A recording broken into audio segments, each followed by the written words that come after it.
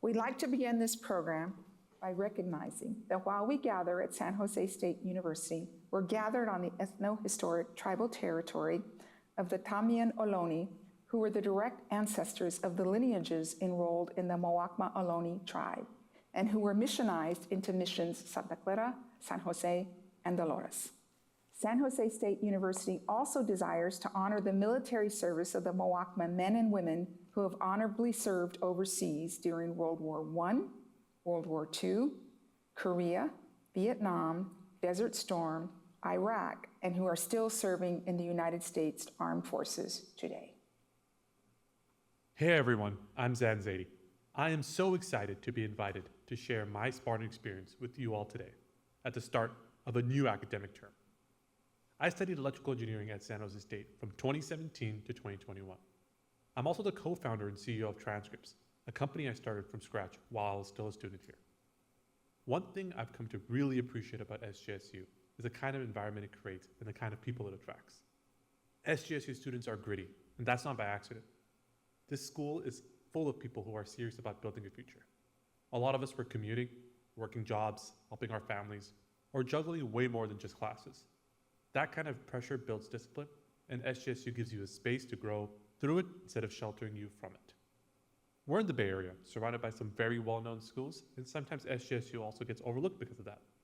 But what I've seen is that SJSU constantly produces people who overachieve. The school focuses on real skill, real responsibility, and real outcomes. And that shows up quickly once you leave. For me, a big turning point was getting involved in the Ideas Club on campus. That's honestly where Transcripts got its start. Ideas gave me a place to talk through ideas, get feedback, and actually try to build something instead of just thinking about it. It was one of the first times I realized that starting a company wasn't some distant thing. It was something that you could begin working with right here with other students while still attending school. Electrical engineering was really tough. The coursework pushed me, the labs didn't always work, and you were expected to figure it all out. But that's exactly what made it valuable. It taught me how to break down hard problems, learn quickly, and keep moving forward when things didn't click right away. Those skills ended up being critical when I started building income. When I started Transcripts, I literally started from scratch. No funding, no connections, just an idea and a lot of trial and error. Over time, that turned into a real business. We ended up raising over $18 million from investors, including people like Mark Cuban. That didn't happen because I had everything figured out. This mindset was shaped here at SJSU. Being at SJSU, especially in the Silicon Valley, made ambition feel practical. You're close to real companies, real problems, and real opportunities. The school gives you access, but more importantly, gives you the confidence to try. What I respect most about SJSU is that it produces builders, people who take ownership, adapt quickly, and don't wait for permission. That mindset has stayed with me long after graduation. If I could leave you with one message, it's this. Take advantage of everything here. Join clubs, build things while you're still a student. This school prepares you extremely well for the real world, even if you don't fully see it yet. SJSU played a huge role in my journey, and I'm genuinely grateful for that. Thank you again for the opportunity to share my story, and I hope that all Spartans have a productive and positive spring and beyond. And now it's my pleasure to introduce San Jose State's President Cynthia Teniente-Matson.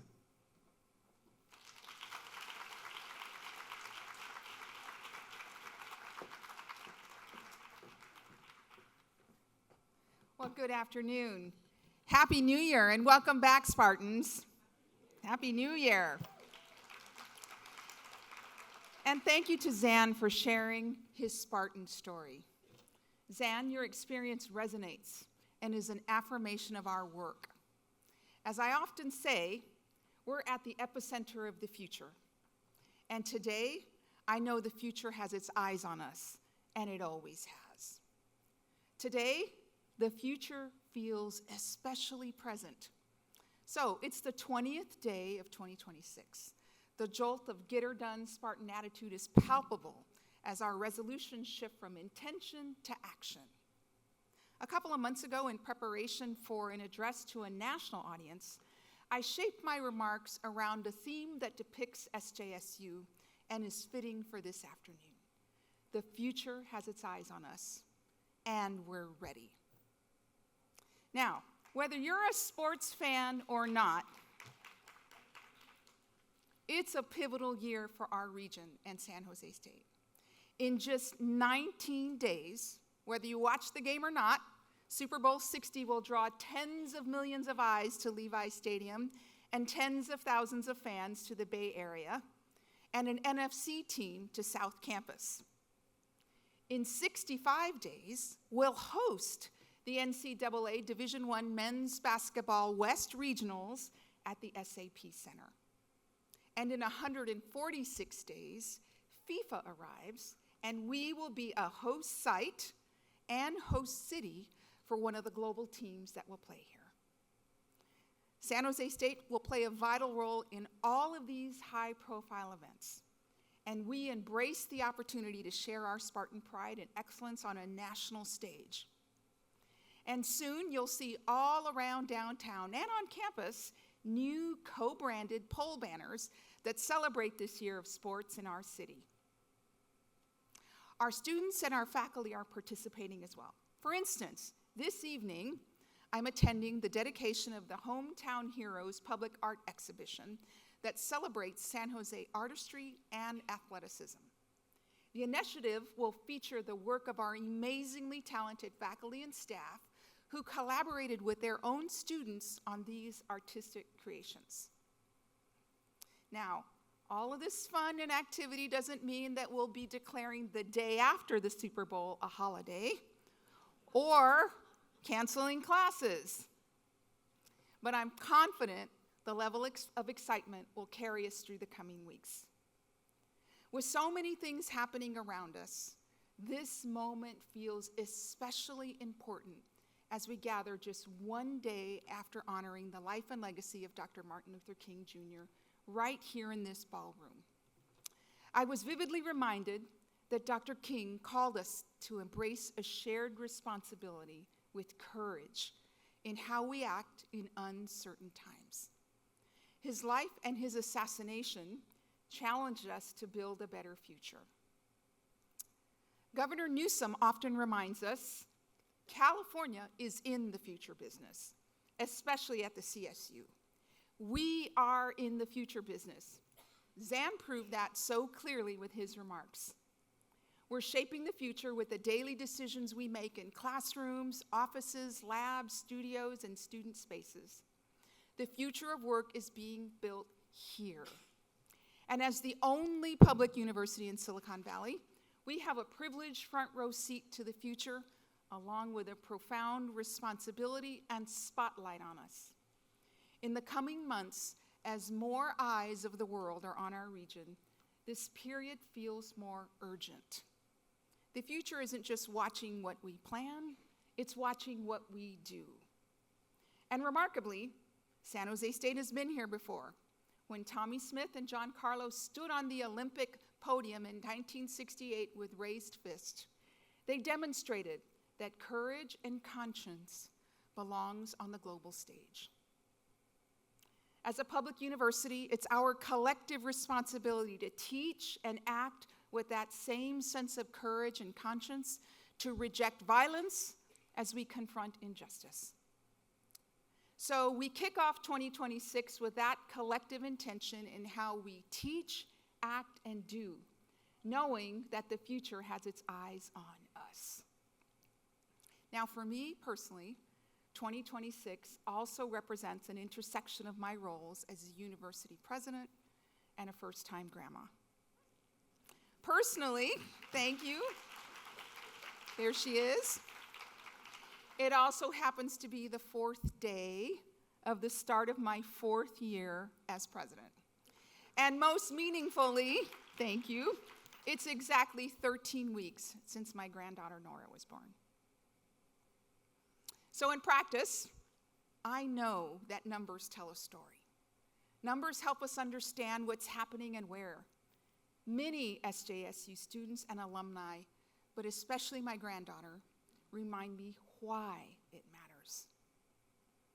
Over the past several years, we've recalibrated our strategic plan, we've strengthened our research profile, we've maintained enrollment, we've improved persistence, retention, and time to degree, and elevated our academic programs. Thank you to everyone who has worked so hard to make these things happen.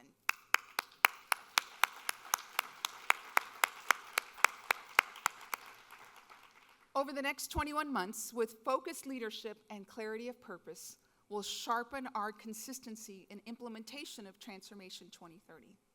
This semester, you're going to see 3 actions. First, an update to our strategic plan outcomes and metrics.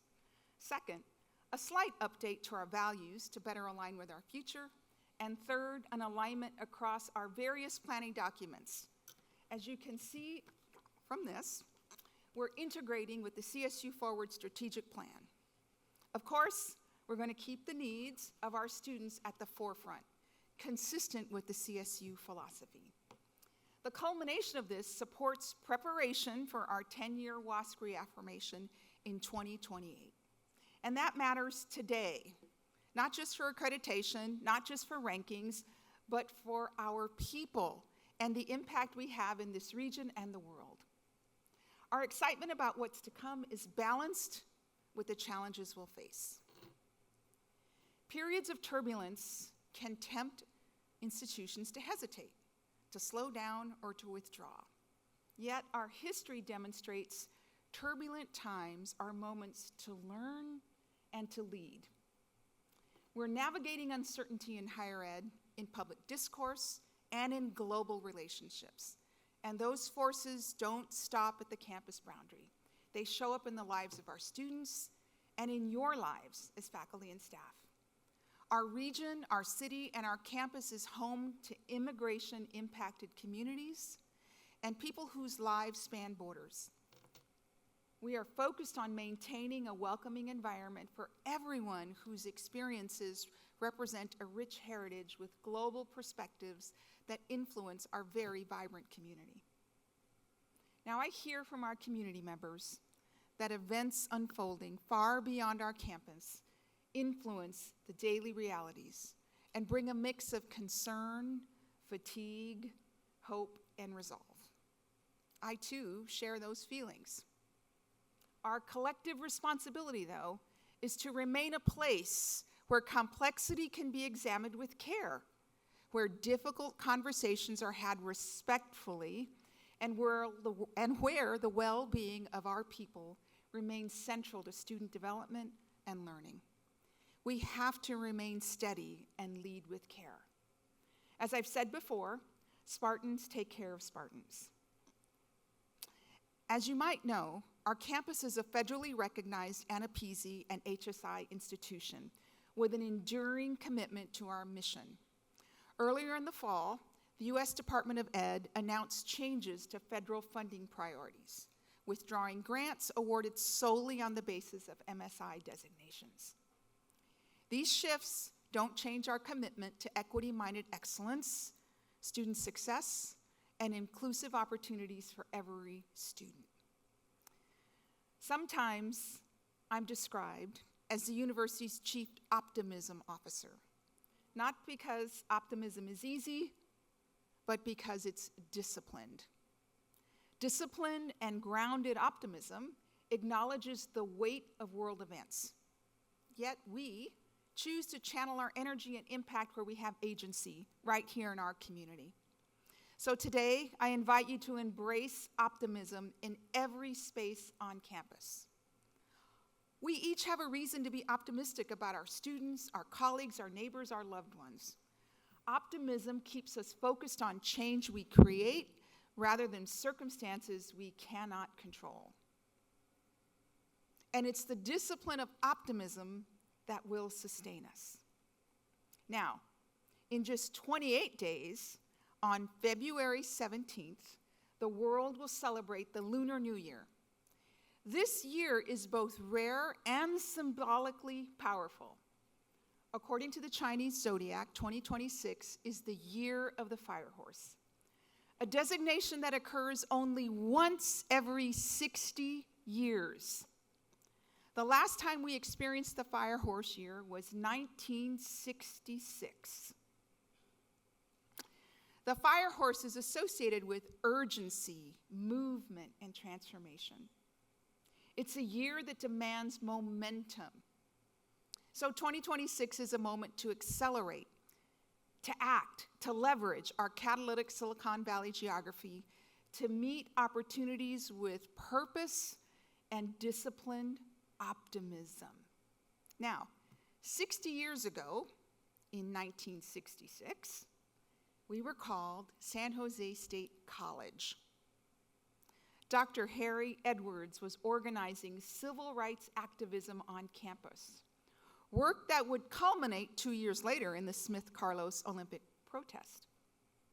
Anti-war demonstrations were taking place on campus. The Mexican-American Student Conference was formed, advocating for changes in the curriculum, academic programs, and bilingual ed.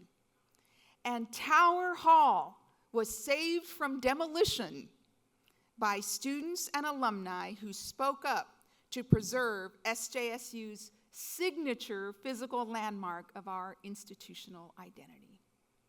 It was indeed a turbulent time. Yet, our university grew stronger, and we clarified our purpose. This academic year, we are again navigating an era marked by division, rapid change, and moments of social and civic strain, including acts of violence that touch our campuses, our communities, and our national consciousness. I know the context is different, but we learn from it. The parallels of the political angst and violence of 1966 remind us of the unique responsibility we have on university campuses to sustain an intellectual environment committed to teaching, learning, and research in 2026. As the only public university in Silicon Valley, the future truly has its eyes on us. The question before us, though, is how we lead through it. We'll harness the spirit of the fire horse to preserve our humanity, reject violence, and shape the next generation of leaders. Because when the fire horse returns again in 2086, we'll likely not recognize the daily norms of life. But I have the utmost faith that the Spartan spirit of entrepreneurship, equity, and impact will endure forever. As we bolt through the gates of 2026, I invite you to join me in maintaining the momentum as we focus on alignment and intentionality. Think for a moment. This fall's incoming class will be the class of 2030, a symbolic milestone that happens to align with Transformation 2030. Now I'm going to turn to a few brief points around the presidential priorities and strategic plan goals. First, holistic student engagement. Starting with students, this semester we'll focus on strengthening our connections to the new CSU Student Promise and CSU Forward Strategic Plan. In fact, our Student Wellness Center was recently accredited, and we continue to have on-demand walk-in appointments for students needing mental health support.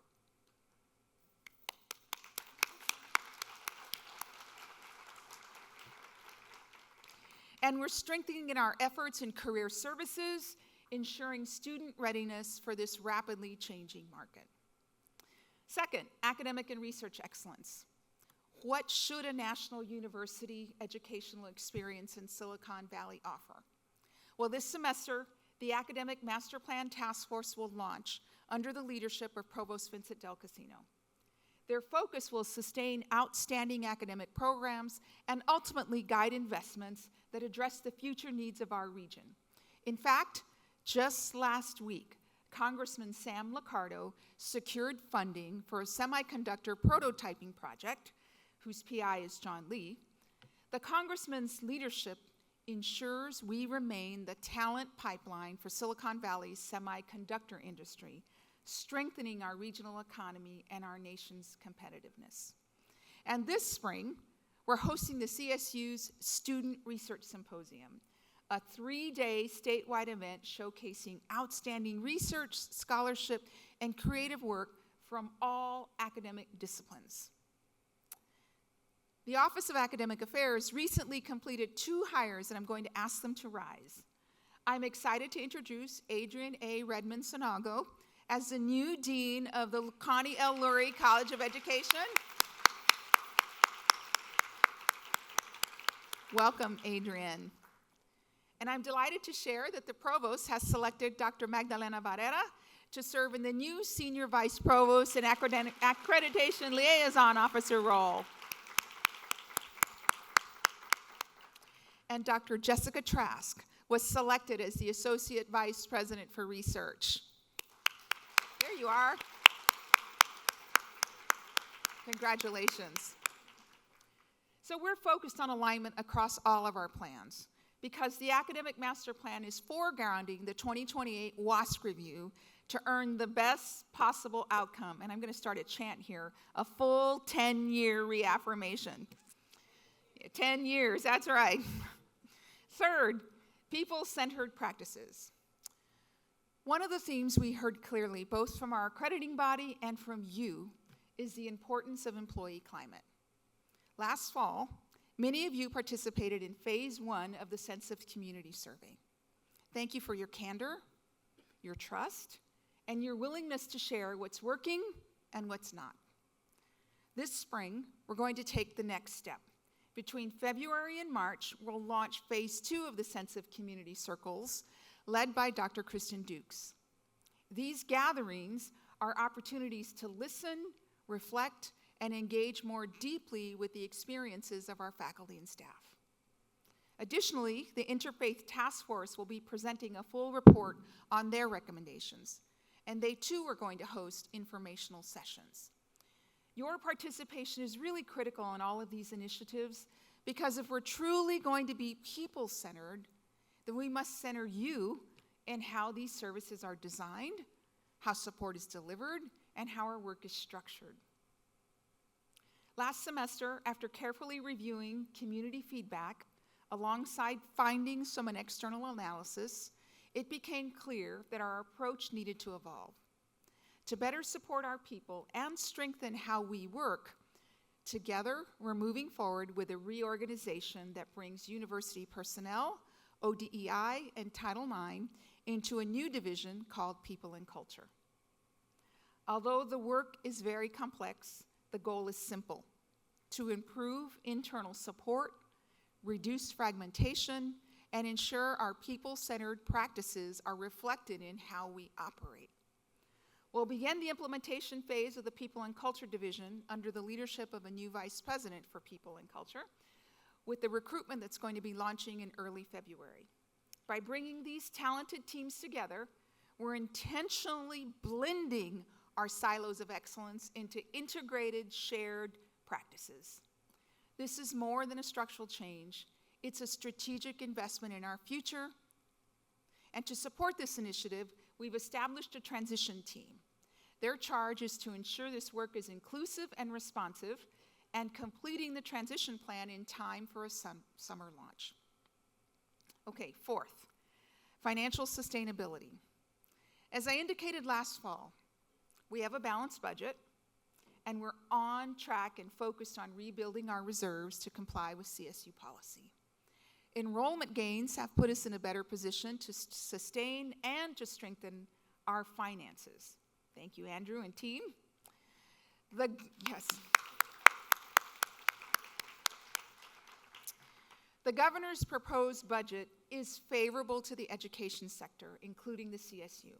But there is a lot of work to be done with the legislature before the budget is ratified. As the fiscal decisions unfold, we'll provide an update at our spring budget town hall meeting, which is already scheduled for April the 7th. Also, as a follow-up from our fall budget town hall, we'll be hosting an athletics budget town hall on February 5th. Over the latter part of the fall semester, I asked the Fee Advisory Committee to review our fee structure. And this semester, we have system approval to launch the alternative consultation process for a new student instructionally related activities fee, IRA, an IRA fee, to support a comprehensive student educational experience. Okay, fifth, AI everywhere. Okay, I have a question for you now. Who in the room is using AI? We are modeling what it means to lead as a national example of interdisciplinary, human-centered AI education in our academic programs and the way we operate as a university. Thank you to the faculty, staff, and students of the AI Advisory Committee for helping shape our work. Our work in AI has spread across campus, and under the leadership of our interim CIO, Chris Wessels, we're launching an AI Champions program for staff, creating space for learning, experimentation, and shared expertise across divisions. We're exploring agentic solutions to enhance personalized engagement with prospective students now. At the same time, our academic leadership continues to shine with AI faculty fellows and a $2.4 million U.S. Department of Education grant under COSS, COSS, the College of Social Sciences, for AI literacy, and the Lurie College of Education. We are strengthening curriculum, pedagogy, and access, ensuring our students are prepared and practice responsible use. Again, as the only public university in Silicon Valley, we also understand our civic responsibility in the AI innovation economy. Our partnership with the City of San Jose, including the AI for All initiative, positions us as a regional and national leader in equitable AI education and workforce preparation. To support this, we've also established an AI DevOps engineering team, advancing student learning with applied solutions that will benefit our campus and our city. And next month, in February, we'll open the AI for Civic and Social Good Lab, dedicated to technologies with public purpose.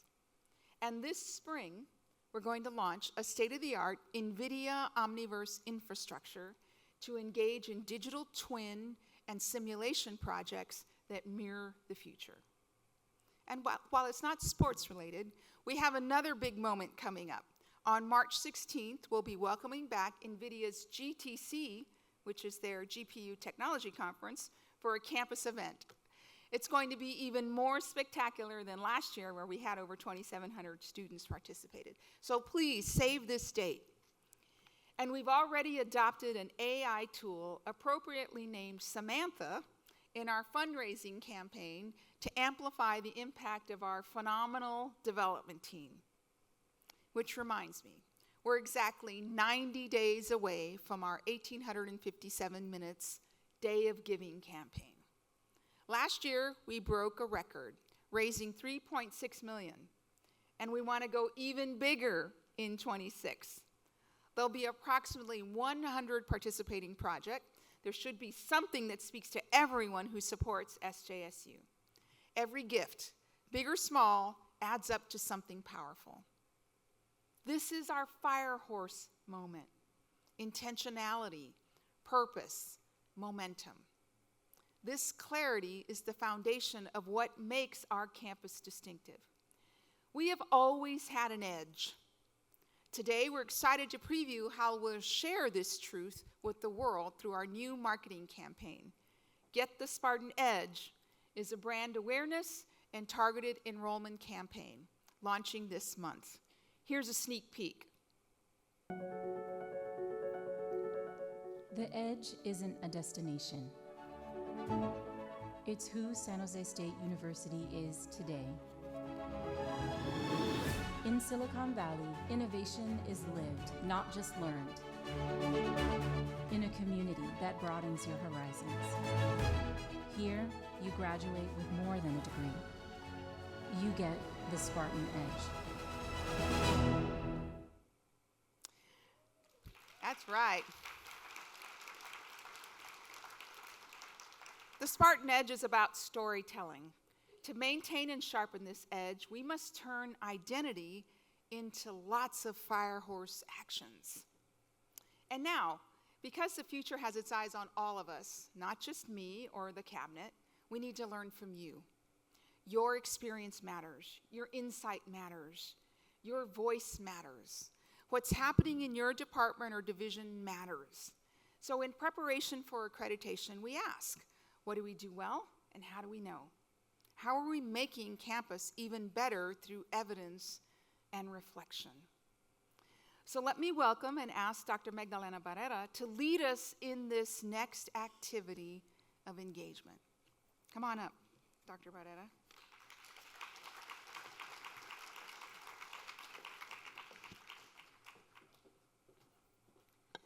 Thank you so much, President, for this opportunity to be here with you all today and to do what we're going to do next. A lot of you who have known me for a long time in this campus know that when I show up, it is sunny with a 50% chance of a conocimiento activity icebreaker. Many of you have experienced this.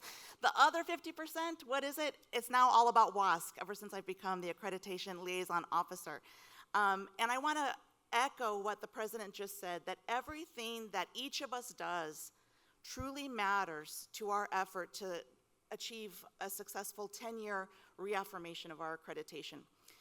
I'll be honest, and several of you have heard me share this in multiple forums, that as a faculty member, I really had no sense of what accreditation took, what it meant. It always seemed like that's something that happens over there. Those people are doing it, like they'll tell me what I need to know. But now I see that all of us play a really key role. And this process of engaging in accreditation is about moving away from policy compliance, we have to do this.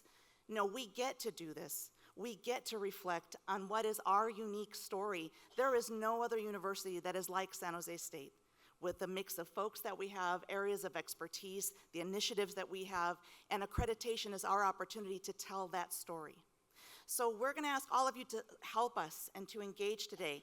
So if we could get, I'm going to invite you to take out your phones, and if we can queue up, there's going to be a Padlet coming our way with some key questions. We're having a minor technical difficulty, so let me give you a preview of these questions. The first one, and let me go back. So first of all, thanks to everyone who was able to attend last semester's WASC kickoff event. As those folks learned, and I'm doing a road show that may be coming your way soon, WASC accreditation asks us to reflect on 4 areas. Last fall, we focused on the first of those standards, which is centered on mission and purpose. This semester, the focus is on student success. Next fall, our conversation will be on the third area, which is about stewardship of resources. And the following spring of 2027 will be about the last standard on continuous improvement. How do we reflect and engage? So all of this, what we're about to do, ties into this longer term plan. So we've got 3 questions that we'd like to share with you. The first one, you could see, what is it that we do well that supports student learning and success? And how do we know? What's the evidence we might point to? What are programs, initiatives, stories, things that you may be seeing around you that are contributing to our ability to answer that and to know we're meeting great student success efforts? Second, what are we doing to improve SJSU and steward our resources and the multiple kinds of resources we have? Human, financial, physical. Whatever it is we're aiming to do and improve, how is it that we're going to track and document those efforts? Because that goes into the storytelling, the institutional report that we'll be sharing with the WASC Commission. And finally, keeping with this theme that we heard about today, what is our Spartan edge? The qualities, achievements, characteristics that make us unique as an institution. So we want to invite you to talk with the folks at your tables. Either a partner that's next to you. If you have a big table, you might have to kind of split and to have smaller focused conversations.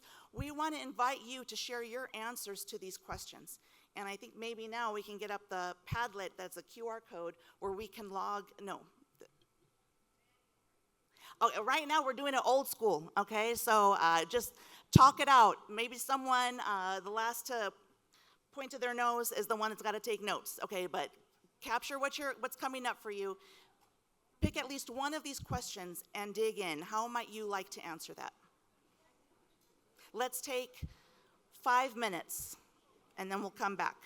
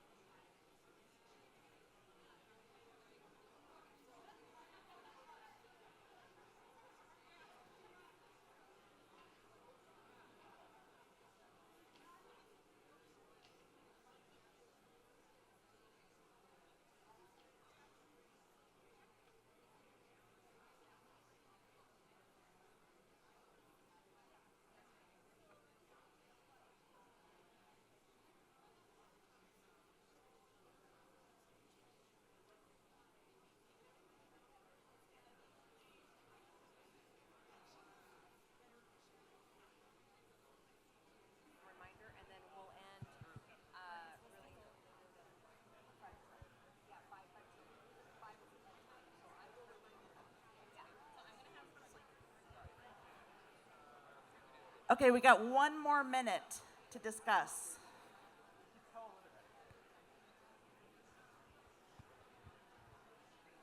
This is your 1-minute warning.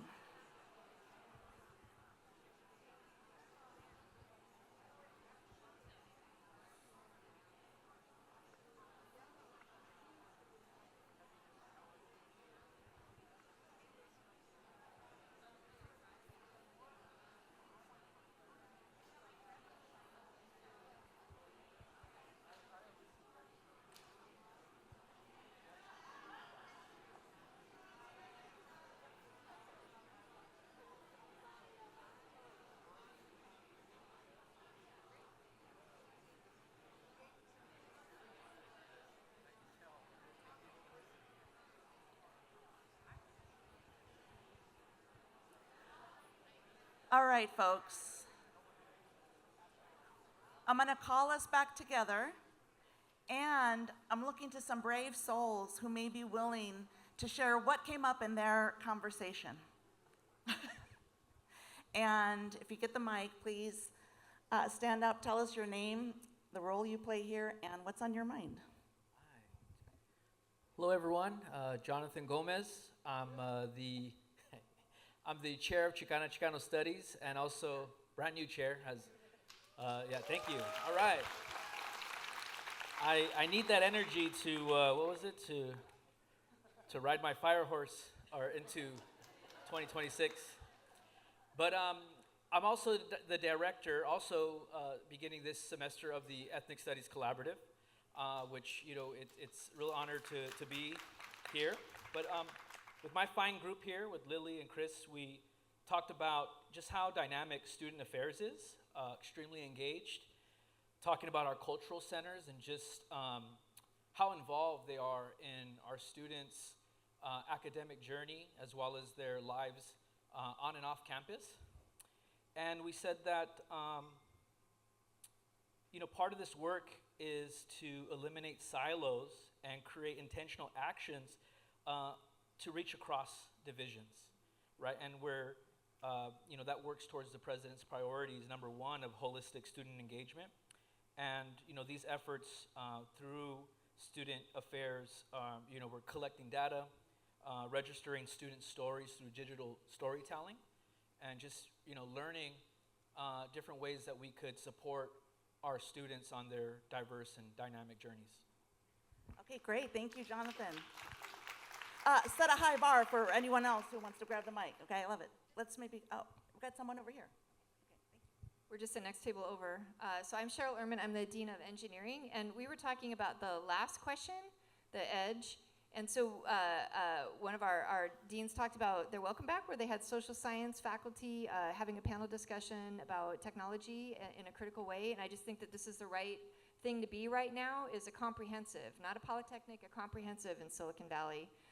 And then we think about our emancipatory framework happening in the College of Education, which helps to kind of disseminate out in terms of just rethinking the why of our education system, and then our geographic edge. And then when we think about the affordability, when we're thinking about what that does for our students in terms of social mobility and leaving them more agile to do the next thing because they're not bogged down by as much student debt as they might have at other places. And then thinking about the social mobility happening as students are learning from each other, where the affluent students are building empathy and the other students are building their networking capacity also to be able to be more agile after they're done. And then that's just really one of those things that people are pointing to in some of the literature about what really can help students succeed, is being at a place where they are meeting people that are not like them. And we really have that here. So anyway, that was what we talked about for number 3. Excellent, thank you so much. Maybe there's a table on the other side of the room that may like to share. And may like is generous, the who will share. I got my eye on Bobby from the Career Center. She got voluntold by a colleague. Thank you for voluntolding me. Anyway, okay. Because our table 3 Career Center folks are here, the first one was kind of like easy because we track metrics. Thank you so much to EARSA for supporting that. So, but we quickly turned it to a question with our new student, the people from the enrollment management, and what else can we do, right? So what do the students ask you before they want to enroll in San Jose State? And they shared, would you like to share what you mentioned? I think it's better coming from them because a lot of it has to do with ROI. Hi everyone, my name is TJ. I work for Student Outreach and Recruitment under Andrew. So one of the questions we often get on the road is not only, why should we come to SJSU? Yes, we understand it's in Silicon Valley and we're the only public institution here, but where exactly are our Spartans going after graduation? And we do have that data, but they often also want to know, well, how soon after graduation did they go there? And so we started brainstorming and thinking about ways of how are we actually going to be able to provide them that information, given that these are all things that students have to opt into and provide us, what they're up to now. Thank you. Yeah, I really like this because thank you, yes. Part of what I hear is, we heard about breaking down silos, supporting students holistically, the experiences that give students a lot of agility to expand their skills and be ready post-graduation. But part of what I find myself reflecting on after hearing this last contribution is oftentimes when we start this process of digging into these questions, there's other questions that arise, right? And who else do we need to be in contact with in that conversation to get a broader perspective, to ask new things that are gonna help us tell a story more fully? So thank you for modeling that. Okay, everybody, I work in the African American Studies Department, and I was recently a student in the MFA program here at San Jose State, and I brought with me some of those skills in storytelling. I'm teaching history, and yet I tie it to storytelling, and in the end, students are telling their stories and ideating how to move forward in ways that are gonna help us societally. So I think that kind of steps into the very first thing that you had on your slide. I think we all do that in our own different ways. And I'm really excited to see and share with my colleagues how other people are doing this, so we can just kind of move forward. Carmen Kennedy is my name. Thank you, Carmen.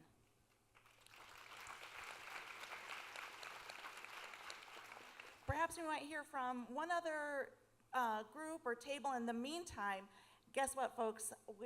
The Padlet is up. Okay, yeah, thank you, Giselle. Thank you to the team working behind the scenes to make sure the flow is smooth.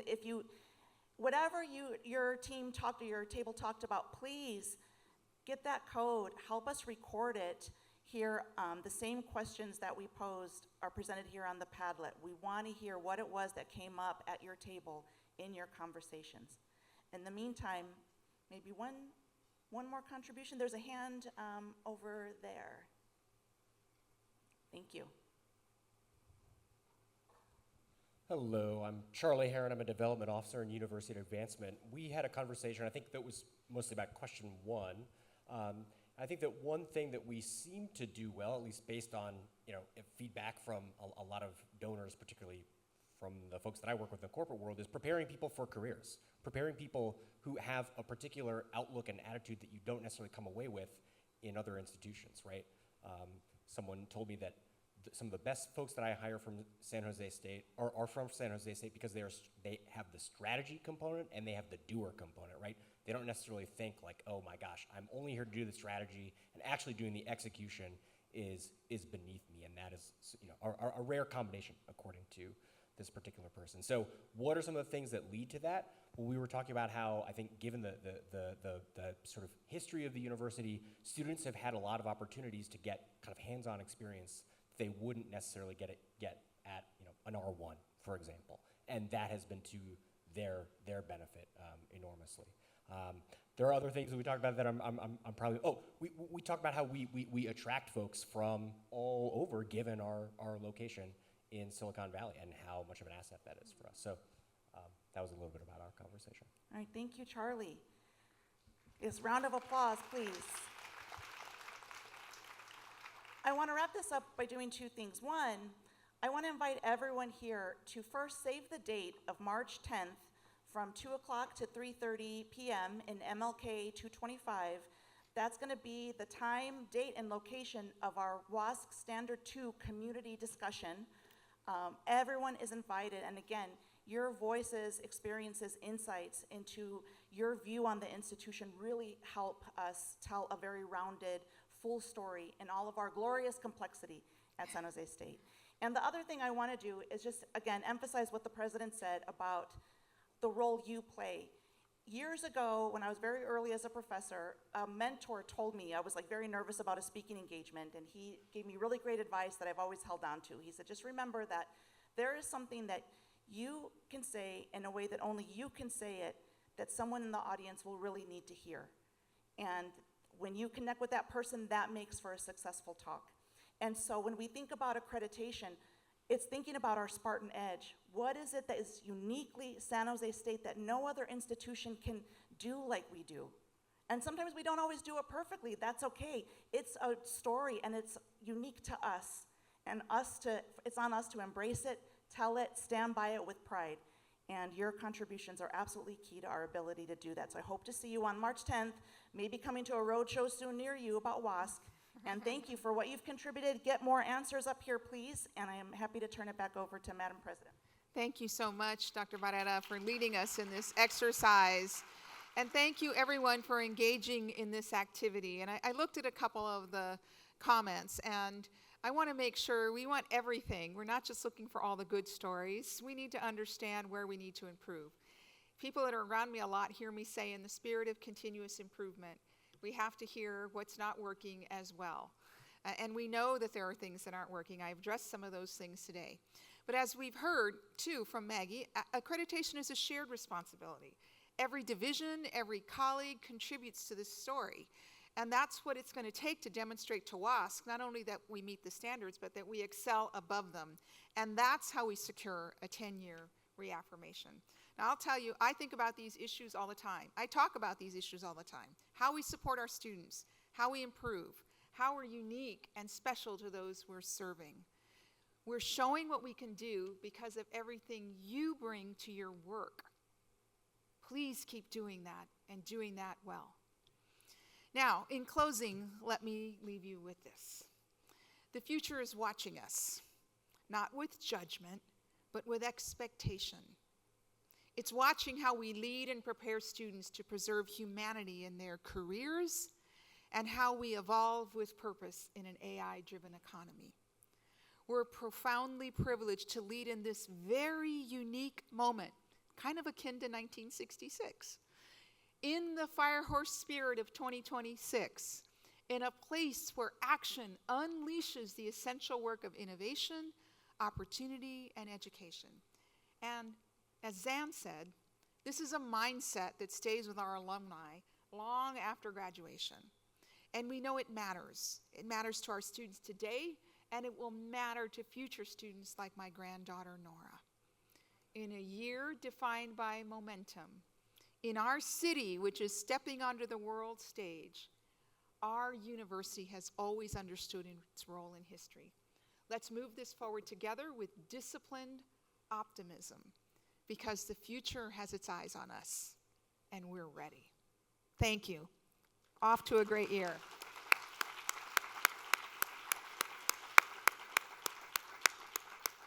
And I want to thank the UMC team for these amazing graphics that they built and created. Gives you the awesomeness of our team. Now it's time for refreshments on both sides of the room here, of the ballroom, and the bar is open. Enjoy. Please come by and say hello. Welcome back.